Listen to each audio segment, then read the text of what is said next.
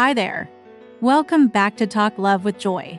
If you're new here, this is where we have the real, honest conversations about love and relationships that nobody else wants to touch. No sugarcoating, no fairy tales, just the truth. And today we're diving into one of the most painful, most controversial questions in relationships. So grab your coffee, get comfortable, and let's talk about something that hits close to home for so many of us. It's 3 a.m. She's lying awake, staring at the ceiling. He's sleeping peacefully beside her. 5 years ago, he cheated. She forgave him. They worked through it. They're married now. They have kids. But tonight, his phone buzzed, and that old fear came rushing back. Was she a fool to stay? Or was she brave enough to believe people can change? Today, we're asking the question that haunts millions. Once a cheater, always a cheater. Here's the truth that's going to upset some of you. It's not that simple. Some cheaters will absolutely cheat again. They'll hurt you, apologize, and do it all over again the moment they get the chance. But some cheaters, they genuinely change. They do the work. They become better partners than they ever were before. And the difference between the two isn't about luck. It's about patterns. It's about why they cheated, how they responded, and who they chose to become after. Let me break it down. The debate around cheating usually splits into two camps. Camp 1 says, people make mistakes. If they're truly sorry and willing to work on the relationship, you can rebuild trust. Love is about forgiveness. Camp 2 says, once a cheater, always a cheater. They showed you who they are. Believe them. You are setting yourself up for more pain if you stay. And honestly, both camps have valid points. Because the real answer depends on the type of cheater you're dealing with. Not all cheating is the same, and not all cheaters are the same. Let me explain the different types, because this is where people get it wrong. Type 1, the serial cheater. This person has a pattern. They've cheated in multiple relationships. They cheat, get caught, apologize, and then do it again. For them, cheating isn't a mistake. It's a lifestyle. It's who they are. They like the thrill. They like the attention. They like having options. And no matter how much they promise they've changed, they won't. Because they don't actually want to change. If your partner is a serial cheater, the answer is simple. Yes, once a cheater, always a cheater. Leave. Type 2, the opportunity cheater. This person didn't plan to cheat. They were drunk at a party, someone flirted with them, and they made a horrible, impulsive decision. It was one time. They're devastated by what they did. They can't believe they hurt you. This type of cheater might not cheat again, but here's the catch. It depends on whether they address the deeper issue. Why did they allow themselves to be in that situation? Why didn't they set boundaries? Why did they prioritize a moment of pleasure over your trust? If they do the work to understand what led to that choice, they can change. If they just brush it off as I was drunk and move on, they'll do it again. Type 3, the emotional cheater who escalated. This person started with an emotional affair. Late-night texts, sharing intimate details, leaning on someone else instead of you, and eventually, it became physical. This type of cheater is complicated because emotional cheating often reveals a deeper problem in the relationship. They felt disconnected from you. They weren't getting something they needed. And instead of communicating that, they found it somewhere else. Can this person change? Maybe. But only if both of you are willing to address what broke down in the relationship. If they just blame you for why they cheated, they'll do it again. Type 4, the exit cheater. This person cheated because they wanted out of the relationship but didn't have the courage to leave. So they cheated knowing it would either end things or force a confrontation. This isn't about temptation or weakness. This is about cowardice. And honestly, this type rarely changes because the issue isn't about cheating. It's about their inability to communicate and handle conflict.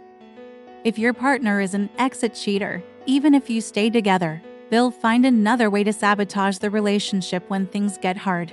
Type 5. The would I mistake with genuine remorse. This is the rarest type, but it exists. They cheated once. They immediately confessed. They didn't minimize or make excuses. They took full responsibility. They were willing to do whatever it takes to rebuild trust, including therapy, transparency, and giving you time to heal. They didn't pressure you to get over it. They understood they broke something precious, and they've spent years proving they're not that person anymore. This type of cheater can change. And some do. But you need to know the difference between genuine remorse and performance remorse. So how do you know if your partner will cheat again? Here are the signs that they will. Sign number 1. They minimize what they did. It was just a kiss. It didn't mean anything. You're overreacting.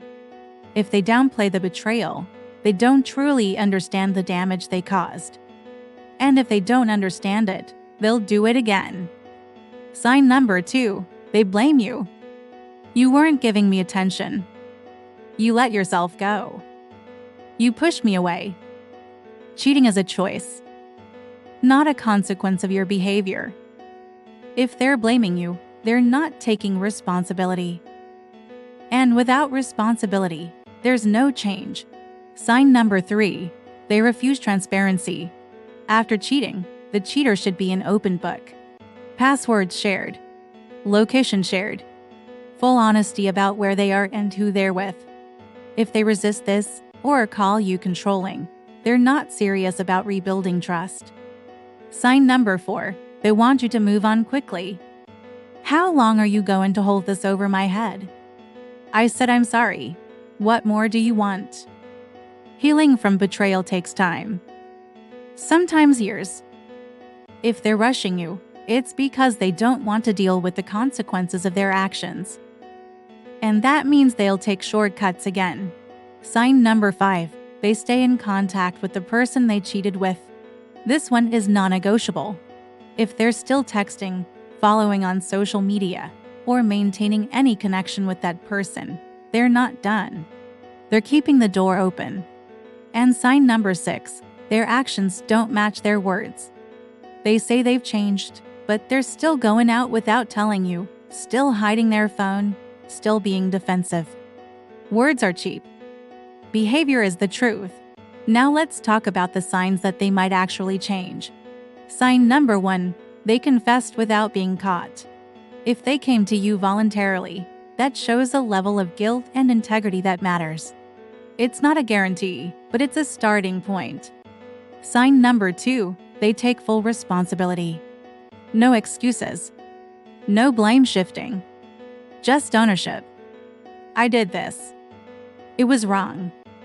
I hurt you. And I'm going to spend as long as it takes making this right. Sign number 3. They're willing to do the work.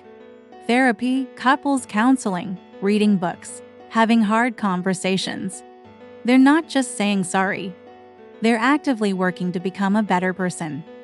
Sign number 4. They give you space to heal. They don't pressure you. They don't guilt trip you. They understand that trust is earned back slowly, and they're patient with your process. Sign number 5. They cut off all contact with the affair partner immediately.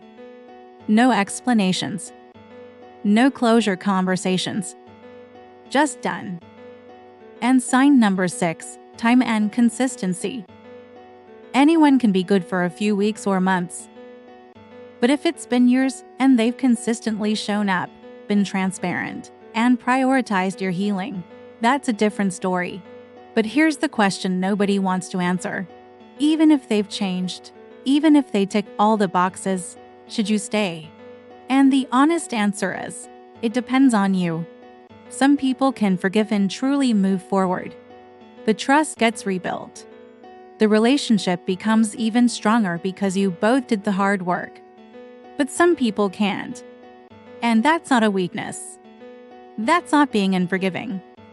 Some betrayals are too deep. Some people need a clean slate with someone new. And that's valid too. If you stayed and it worked out, you're not naive. You chose to believe in redemption, and it paid off. If you stayed and it happened again, you're not stupid. You gave someone a chance, and they wasted it. That's on them, not you. And if you left immediately, you're not cold or unforgiving. You knew your worth and refused to settle for less. All three choices are valid. What matters is that you made the choice that honored yourself. Here's what I need you to understand. Once a cheater, always a cheater. Sometimes yes. Sometimes no. It depends on the type of cheater, the level of remorse, and the willingness to change. But here's what's always true. Once trust is broken, it's never the same.